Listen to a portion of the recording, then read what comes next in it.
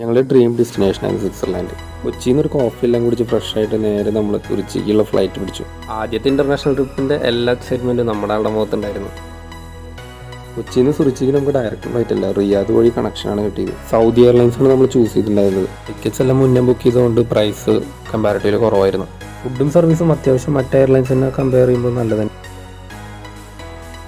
അങ്ങനെ നമ്മൾ സുറിച്ച് സ്വിറ്റ്സർലാൻഡിൻ്റെ ഹാർട്ടിൽ ലാൻഡ് ചെയ്തു. സുറിച്ചിൽ നിന്ന് നമ്മൾ ഡയറക്റ്റ് പോയത് വേഡൻസ്വില്ലിലേക്കാണ്. അവിടെയാണ് നമുക്ക് സ്റ്റേ. പറയാതിരിക്കാൻ വയ്യ, പോകുന്ന വഴിയുള്ള വിഷ്വൽസ് എന്ന് പറയുന്നത് സൂപ്പർ എക്സൈറ്റിംഗ് ആയിരുന്നു. ഇത്രയൊക്കെ നല്ല വിഷ്വൽ ക്യാമറയിലുണ്ടെന്ന് പറഞ്ഞാലും നേരിട്ട് കാണുന്ന ഒരു അനുഭവം അത് പറഞ്ഞറിയിക്കാൻ തന്നെ പറ്റില്ല. ഫസ്റ്റ് എടുത്ത് പിറ്റേ ദിവസം ഒരു മോർണിംഗ് വാക്ക്, മൊത്തത്തിലൊന്ന് റിലാക്സ് ആവാമെന്ന് വിചാരിച്ചു. നല്ല ലേക്കും അത്യാവശ്യം നല്ല സീനറികളൊക്കെ ആയിട്ടുള്ള ഒരു നല്ല രീതിയിൽ കൂടെയാണ് നമ്മൾ വാക്കിന് പോയത്.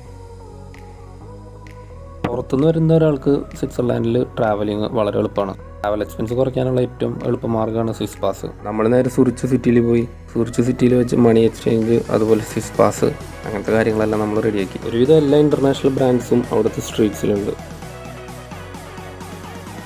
അങ്ങനെ ആ ദിവസം ഫുള്ളായിട്ട് നമ്മൾ സുറിച്ച് എക്സ്പ്ലോർ ചെയ്തു അവസാനിപ്പിച്ചു. ബാക്കി കാര്യങ്ങളെല്ലാം അടുത്ത്